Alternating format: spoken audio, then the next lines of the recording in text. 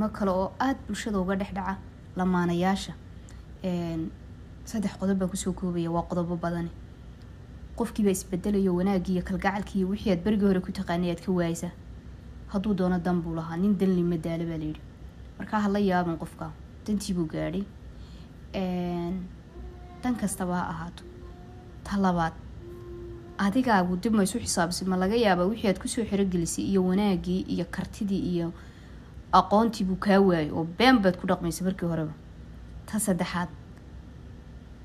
duntaada kugu raacin qofka dun wanaag baa lagu raaca qofka dunta wanaagsan isma bedelo guya jiilaan dharag iyo gaajo mid walba waa qofka kula noolaan kara ee kugula daryeeli kara ee kugula fahmi kara marka dun wanaagsan kugu raacin hadaa dun wanaagsan leedahay marka dun wanaagsan hadaa leedahay qofkii ku niyad jabini sidoo baad qof waxaan u tahay isaga isbedelay waayo arrinkan aad biiga yaabiyay Soomaalidana wuu ku badan yahay bal adigu dib u fiirso xitaa dadaanada aqoon nooc ahayn bal dadka caanka dib u eeg badana dumarka Soomaalida hadii guurku ka burburo ka xumaado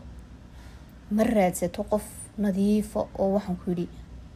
aan reeriyo adduun soo baabiine mid kale tiisiba ku filaan way oo dab reer laawabi raadsataa waxaanay ka ilaalisaa ilaa way taqaanaa qodobada reeru isugu dhacaan wax allaale waxay ninkiisu u dhici jireen sida daryeelka iyo waxaan ku time siinta iyo farxad gelinta iyo wax allaale waxay ka rabi jirto dhan bay ka ilaalisaa iyada ugu darta oo farxad la raadso oo maxaa kugu dhacay oo maanta waxaan lagu oran jirin oo dhan ku tiraa si ay u soo jiidato oo u dareemo gabadhiisa in laga fiican yahay maalinta dambe laakiin ma sii soconayso waxaad arkaysaa dhowr sano ka bacdi kiyo meel cilaa kaga dhaqaaqay waayo iyada kasbatay marka intii aad qof ku raali gelin leed been waxba ku raali gelin runta oo cadde runta oo iska